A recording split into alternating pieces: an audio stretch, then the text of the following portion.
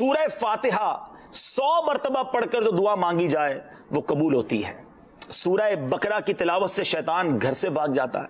آیت الکرسی پڑھنے سے محتاجی دور ہوتی ہے۔ سورہ کہف کو ہمیشہ پڑھنے والا دجال کے فتنوں سے محفوظ رہے گا۔ والدین کی قبر پر ہر جمعہ سورہ یاسین کی تلاوت کرنے سے اس کی حروف کی تعداد کے برابر ان کے گناہ بخش دیے جاتے ہیں۔ جو قریب المرگ ہو اس پر سورہ جاسیہ کا دم کرنے سے خاتمہ بالخیر ہوتا ہے۔ سورہ حجرات کا پڑھنا اور دم کر کے پینا گھر میں خیر و برکت کے لیے مفید ہے۔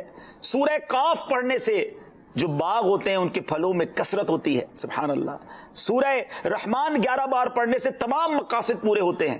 سورہ واقعہ جو شخص روزانہ پڑھے گا اسے کبھی فاقہ نہ ہوگا۔ سورہ ملک کو ہر رات پڑھنے والا عذاب قبر سے محفوظ رہے گا۔ سورہ مزمل کو 11 بار پڑھنے سے ہر مشکل آسان ہو جاتی ہے۔ سورہ مدثر کو پڑھ کر حفظ قرآن کی دعا مانگنے سے قرآن کریم کا یاد کرنا آسان ہو جاتا ہے۔ سورہ النازعات پڑھنے سے جان کنی کی تکلیف نہیں ہوگی۔ سورہ ضحیٰ پڑھنے سے بھاگا ہوا آدمی واپس آ جائے گا۔ سورہ علم نشرح کو جس مال پر پڑھ دیا جائے اس میں خوب برکت ہوتی ہے۔ سورہ تین والزیتون جو ہے 3 مرتبہ پڑھنے سے اخلاق و کردار بہتر ہوتے ہیں۔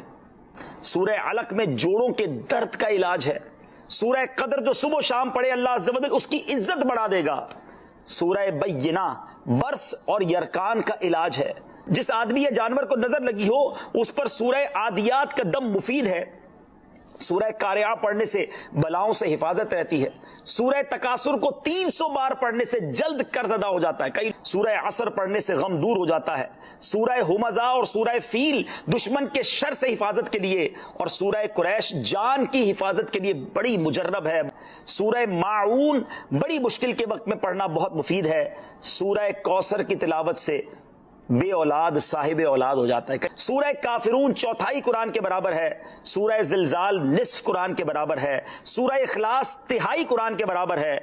اور سورہ فلق اور سورہ ناس سے جن اور شیطان اور حاسدوں کے شر سے حفاظت رہتی ہے۔ پھر کیوں نہ ہم قرآن سے دوستی کر لیں، کیوں نہ قرآن کو اپنا ورد بنا لیں۔